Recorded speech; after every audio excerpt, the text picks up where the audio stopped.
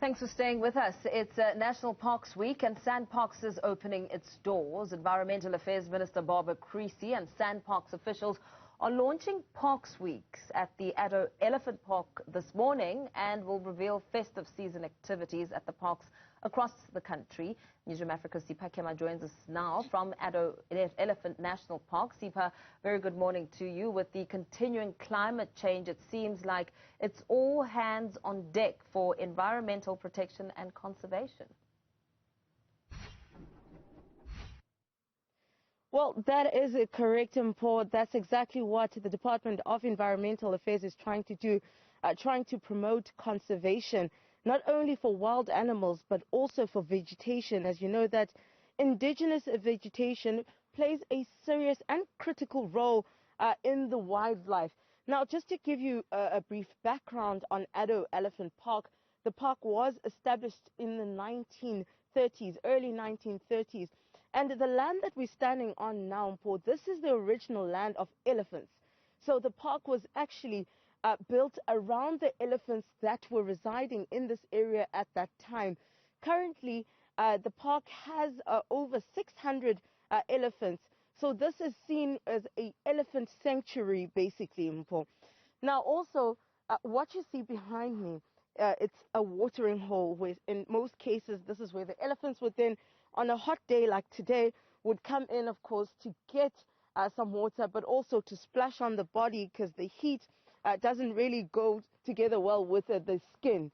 Now, talking about conservation, I mean, I did mention indigenous plants and vegetation.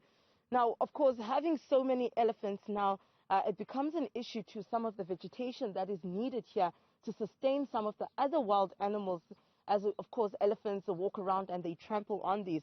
So indigenous vegetations, some of them actually hold, they take the water from the rain and actually conserve it.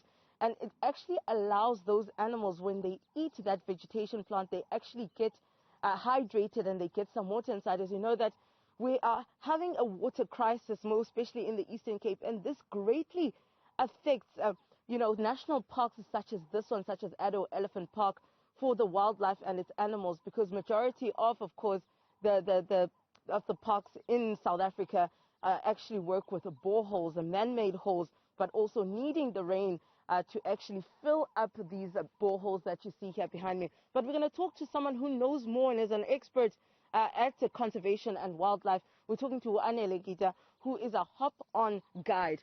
Anele, let's first talk about, how important it is to ensure we conserve, vegetation, wildlife in South Africa.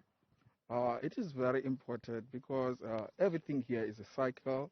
The insects depend on the plants, and the birds, they need the plants, and the other animals, antelopes, and the lions, they also need those they are preying on to have food. Once they have food, and then it is good for them to have healthy prey.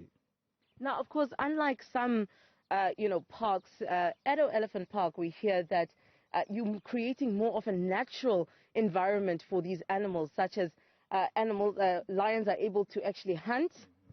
Yeah, it is, because we have to allow nature to take its course instead of trying to interfere with nature. So we are trying by all means to make it a point that the animals are in here and they are safe, they are living life as naturally as it can be. Mm-hmm. Now, Anele, just a bit, how has the water crisis now affected, conservation and the works in the national park?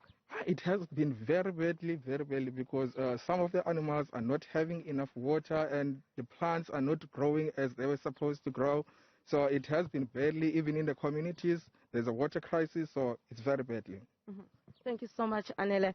That is Anele, a hop-on guide, of course, giving us more information regarding conservation of wildlife, vegetation, the water crisis, but also, just to give you what exactly some of the things that the minister is going to be talking about is, of course, with this heat and the season right now, it is snake season and snake time, and I know a couple of families across, South Africa, such as KZN more especially, and in the Eastern Cape, have been seeing a lot of snakes in their home because of the heat. Now they take habitation inside homes.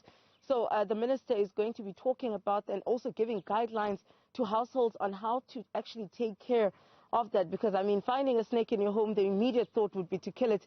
But because we are promoting conservation, then she's going to give families guidelines on how exactly to react in that situation. And also just a bit of a fun fact, Mpo, when it comes to elephants here at Addo National Park. As we mentioned, it is a sanctuary for elephants. Now, we were told that, of course, a recessive gene had actually taken over and started breeding elephants without tusks. Now, elephants with tusks, it's original African elephants. And Asian elephants don't have tusks, so it became an issue. So what they did at the Addo National Park then, they spoke to the Kruger National Park that gave them some of the animals that actually have tusks, and then they started, of course, mating those elephants with the herds this side. And now they are seeing animals with tusks. Talk about a change of things in the wildlife, but also in nature, Mpo.